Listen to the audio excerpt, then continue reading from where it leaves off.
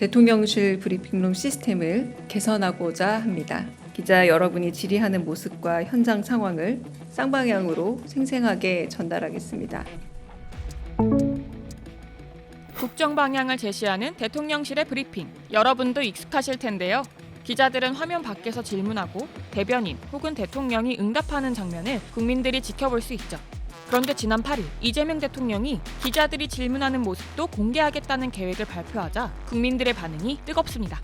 국민들의 알 권리를 실현시켜주셔서 마음이 벅차오릅니다. 정말 신의 한 수다. 이렇게 해야 책임을 지을 수 있다. 국민의 알 권리 차원에서 좋고 기자의 홍보 차원에서도 좋다. 화제의 대통령실 브리핑룸.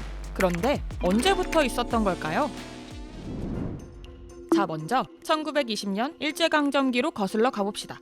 당시 일본인 기자와 한국인 기자들이 함께 출입처별로 기자단을 결성하기 시작했습니다. 이는 일본 언론의 취재 제도를 어느 정도 반영했다고 볼 수 있는데요. 이때부터 기자실 제도가 정부 부처에서 대규모 경찰서까지 하나의 고정된 시설로 자리 잡았습니다.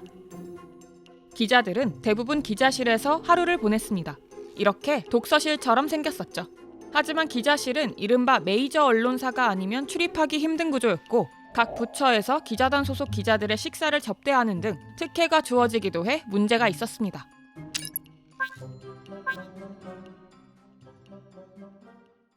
이에 문제의식을 느낀 노무현 정부가 처음으로 시도한 것이 브리핑룸으로의 전환입니다. 각 정부 부처 안에 기자실을 없애고 개방형 브리핑룸으로 전환해 이른바 취재 지원 시스템 선진화 방안을 시행했습니다. 그 기자실에 언론 자유가 있었습니까? 통제와 유착과 부당한 이익이 있었을 뿐 아닙니까? 정말 기자실에 국민의 알 권리가 있습니까? 알 권리는 기자실의 관급 정보 받아쓰기 귀동량에서 충족되는 것이 아니라 발로 뛰어서 정보를 찾아서 기사를 써야 국민의 알 권리가 충족되는 거 아닙니까? 기자라면 누구나 들어와 질문을 던질 수 있게 브리핑은 가급적 공개적으로 진행하며 국민에게도 알리기 위해 영상 촬영을 했죠. 하지만 이러한 브리핑룸 방식은 오래가지 못했습니다. 언론계는 물론이고 정치권까지 강하게 반발했기 때문인데요. 당시 진보와 보수 언론 모두가 언론 자유가 침해됐다라며 관련 기사를 쏟아냈습니다.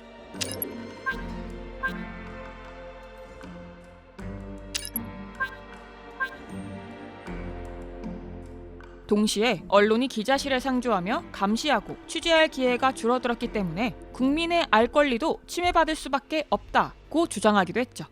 대부분의 기자들이 생각하는 것은 정부가 원하지 않는 방향으로 보도가 되는 것을 좀 막아보겠다는 의도가 아니냐 이렇게 많이 의심을 하고 있습니다. 특히 출입처 기자실 폐쇄를 강경 반대했던 이명박 전 대통령이 2008년 당선되면서 출입처 기자실은 곧바로 복원됐는데요. 정부는 알려야 될 책임이 있고 국민은 알아야 될 권리가 있다고 하는 이 경식관계를 깨뜨리고 결코 민주사회에서 있을 수 없는 게 아닌가 하는 생각을 합니다. 그런 이명박 전 대통령도 지난 정부가 55억 원의 예산을 들여 만든 브리핑룸을 완전히 없애는 것은 무리였습니다.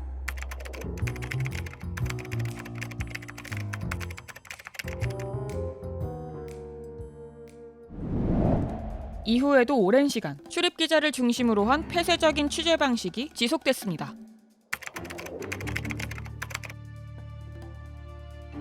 이런 배경 속에서 이번 이재명 정부는 개선된 브리핑룸을 시작으로 국민과의 소통을 늘릴 것을 발표했습니다.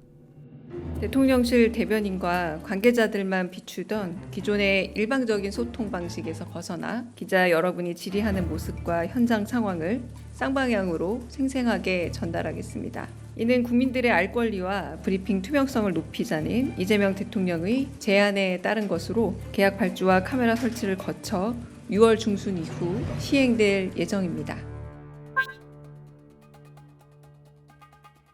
하지만 언론인 보호 방안은 빠져 있어 언론 자유 위축으로 이어질 수 있다는 우려도 나오고 있습니다.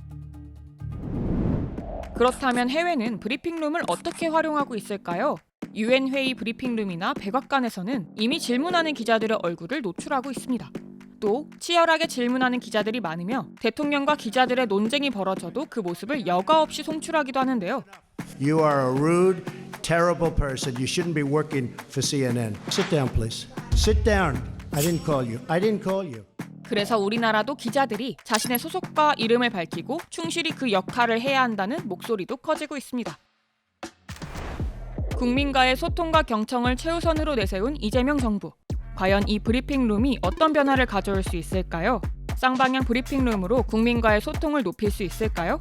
여러분의 생각을 댓글로 알려주세요. 이번 영상을 만든 PD가 추천하는 영상도 보고 가세요. 스브스 뉴스의 다른 영상을 즐기시려면 구독 버튼을 꼭 눌러주세요.